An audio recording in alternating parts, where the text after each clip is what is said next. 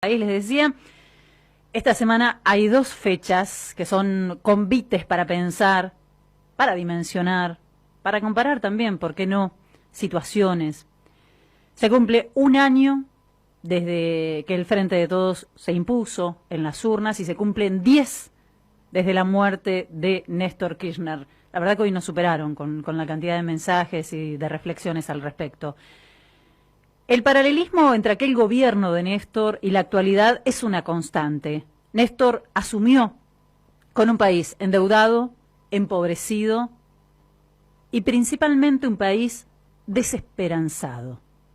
Se podría decir que después de todo lo que ocurrió, después de todo lo que vino, Alberto Fernández asumió en características bastante parecidas. Un país nuevamente endeudado y empobrecido.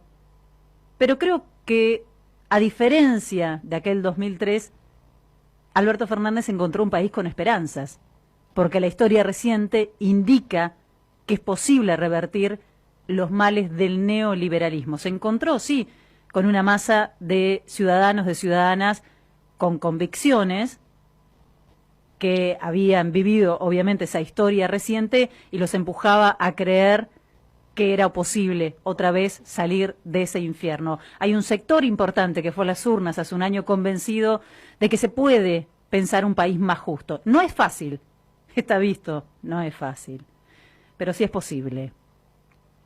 Un año de gobierno, un año de gobierno todavía no, un año de las elecciones, 10 meses de gobierno, en un contexto complejizado por la presión constante de los poderes concentrados que no descansan, no van a descansar, está visto. Desde sus propios medios de comunicación vaticinan intensamente una devaluación y se jactan de que ningún ministro pudo sostener esa aspiración de no devaluar. Esto que salió a decir el fin de semana Guzmán claramente, ¿no? No tenemos pensado devaluar. Se preguntan todo el tiempo cuánto resiste el gabinete, cuánto resiste Guzmán en el cargo. Ellos quieren sacarlo a Guzmán del cargo y si es posible quieren poner el ministro. Se frotan las manos. La devaluación es para ellos ganancia pura, no solo en términos económicos. Si el gobierno devalúa, el impacto en la inflación va a ser terrible. La pérdida del poder adquisitivo, peor de la que ya está azotando a los trabajadores. Y por supuesto, el descontento, se ilusionan, puede redituar en resultados más prometedores en las futuras elecciones. Necesitan a sus representantes en el Congreso. Los quieren lo antes posible, además, en el gobierno. Apuestan a que todo salga mal. Ese es su negocio y sus aspiraciones podrían desestimarse si no concentraran tanto poder. Hay quienes señalan que sencillamente lo que se está persiguiendo es un golpe de mercado. El gobierno de Alberto Fernández, su equipo, no puede fallar en esto. Guzmán se muestra tranquilo, su discurso tiene lógica, pero las expectativas generadas y la influencia en la opinión pública corren por cuenta de la derecha, y eso ya es, en cierto modo, perder. El discurso mediático y la generación de sentido están cooptados por la derecha. La discusión en redes también, saben de esto, están organizados, coordinados, operan en todo el continente, establecen las reglas del juego y claro que no tienen más patria que sus propios intereses. El Frente de Todos adolece de un programa de comunicación y debería tenerlo. El presidente lo sabe, se lo han señalado en numerosas oportunidades. Aún así, no hay todavía mucho cambio al respecto. La gente común, el laburante, el ciudadano de pie, como quiera llamarle, no está preocupado porque no puede comprar dólares hoy. Está preocupado porque no puede comer, porque estira, si es que tiene, su ingreso mensual sacando cuentas en las góndolas. Lo que le preocupa del dólar al ciudadano, a la ciudadana común, es cómo impacta, si aumenta, si se da esa devaluación en el costo de vida. Allí también tiene que estar y viene llegando tarde el Estado. Allí hay que ratificar la idea de que el alimento es un derecho y no un negocio. No es un asunto de la pospandemia. Ni siquiera sabemos cuándo empieza la pospandemia. Es un asunto para allá. Es claro que hay temas que no pueden seguir esperando. El gobierno tiene que recuperar esa agenda. Tiene que poder avanzar sin esperar el visto bueno de los medios del poder porque nunca lo darán y de los operadores mediáticos diarios. Es cada vez más clara la necesidad, además de desconcentrar la comunicación, aunque ese tema nunca fue, hay que decirlo, ni siquiera en campaña, un tema de agenda. Pero sin eso es imposible avanzar en nuestras discusiones. La agenda de gobierno debe ser la de los sectores populares y no la que intenta imponer todos los días el poder real. Ineludible el recuerdo de Néstor hoy, en estas pulseadas de poder que él comprendió a la perfección, imposible escaparle. Habrá mucho sobre él en la semana, se lo recordará, se lo va a homenajear. Sí, claro, también habrá ejércitos de trolls haciendo lo suyo. Volveremos sobre sus palabras y sobre todo sobre su forma de hacer política y de gobernar.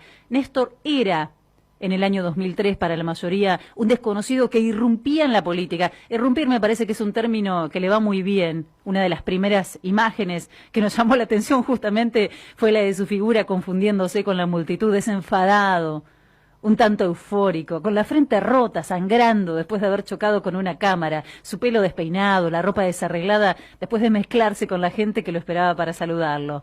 No le tenía miedo a la gente. La banda presidencial torcida, sonrisa constante, saludo fácil, espontáneo. Quizás allí comenzó a llegarles a muchos y a muchas que miraban con escepticismo. ¿Quién era? Ese tipo que rompía los protocolos y que se preocupaba bastante poco por las formas, con un estilo absolutamente directo. ¿De dónde veníamos? Veníamos de un país saqueado, golpeado, empobrecido, con desempleo y pobreza abrumadores, de años de promesas incumplidas, de gobiernos que habían definitivamente vaciado el valor de la palabra, del váyanse todos. Veníamos de comedores en todos los barrios, de trueques en clubes y escuelas. No teníamos plata. Teníamos un papel para ir al trueque y hacer un canje. No suelo ser autorreferencia, pero aquí los que fuimos adolescentes en los 90, adolecimos los 90, podría decir, crecimos sin mucha esperanza en lo que se podía lograr a través de la política. Y lo digo con pesar. Crecimos viendo privatizaciones, ninguneo a trabajadores, el festín de los mismos de siempre a costa de una brecha de oportunidades insostenible. Vimos a más de un compañero, a más de una compañera abandonando su sueño de llegar a estudiar a la universidad porque primero había que comer, había que volverse a ayudar a la familia. Vimos cerrar las pymes, los negocios. Vimos como mucho perdían, lo poco que tenían, lo único que tenían a mano de los bancos.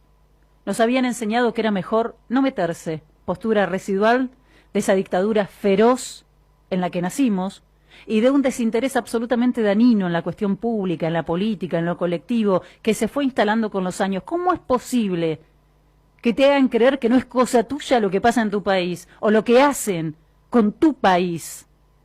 Los jóvenes estábamos a grandes rasgos fuera de la política o en todo caso lejanos a la posibilidad de creer en un proyecto político colectivo, sobre todo eso, expulsados de la posibilidad de soñar en un proyecto colectivo. Y en eso llegó Néstor. Venía de la mano de Duhalde, el dato no era alentador. 22% de votos, más argentinos en la pobreza que votantes tenía Néstor cuando llegó al gobierno. Vale la pena mirar otra vez su acto de asunción, ayer lo estuve haciendo, sus gestos, sus palabras, las banderas que estaban en ese momento, es también interesante porque es observar las banderas que no estaban, que se fueron sumando después, y las banderas que nacieron después. ¿Cómo es posible además que nos hicieran creer que portar banderas es un acto reprochable? Sabemos a dónde vamos, sabemos a dónde no queremos ir o no queremos volver, decía Néstor ese día. Tenemos que hacer que el Estado ponga igualdad allí donde el mercado excluye y abandona. Discursos absolutamente coherentes con lo que pasa hoy, coherentes con nuestra historia reciente. Pero hasta allí solo era discurso, y lo que vino después, la praxis, es lo que le dio el sentido. Lo que vino después, aún con los errores que se puedan marcar, es lo que llenó de banderas la calle, es lo que trajo los rostros y las voces de los jóvenes a la política. Volver a escuchar a Néstor en ese momento, acompañado por Alberto Fernández, ¿cuántos años pasaron ya, no? 17 años. Con Alberto Fernández es en cierto modo encontrar una brújula para salir de este laberinto en el que el principal escollo son los poderes, siguen siendo los poderes concentrados. Néstor inauguraba una época de ampliación de derechos que después continuaría Cristina. Los derechos humanos, la reducción de la pobreza, la reducción del desempleo, los derechos para los trabajadores, el no al AICA, la UNASUR, las moratorias previsionales, la patria grande. Teníamos un presidente que hacía referencia a la patria grande y que encima encontraba otros referentes y otros presidentes en la región que se hacían eco de ese discurso y se podía soñar con la UNASUR, se podía soñar con un Banco del Sur. Cada paso tendiente a restituir derechos fue visibilizando eso que después bautizaron como la grieta, cuya fecha de nacimiento nos quieren hacer creer que fue más o menos por ahí, año 2008 quizás, pero que en realidad existe desde siempre y se exacerba cuando se habla de equidad, cuando se habla de derechos y no de privilegios o de negocios. Ese odio que empuja a muchos a creer que es mejor que nos jodamos todos antes de que construir juntos, mejor que reviente todo antes que reconocer al otro. El odio que moviliza hoy a los patrones del país que preparan un banderazo para la tarde, el odio que los llevó a festejar hace 10 años, cuando llegaba esa noticia que enlutaba al país, principalmente a los sectores populares. Podríamos enumerar, y nos faltaría tiempo, varias políticas implementadas por Néstor Kirchner, lo haremos en los próximos días, pero probablemente lo más importante de su legado es ese, es haber logrado que el pueblo vuelva a creer y vuelva a soñar. No es poca cosa.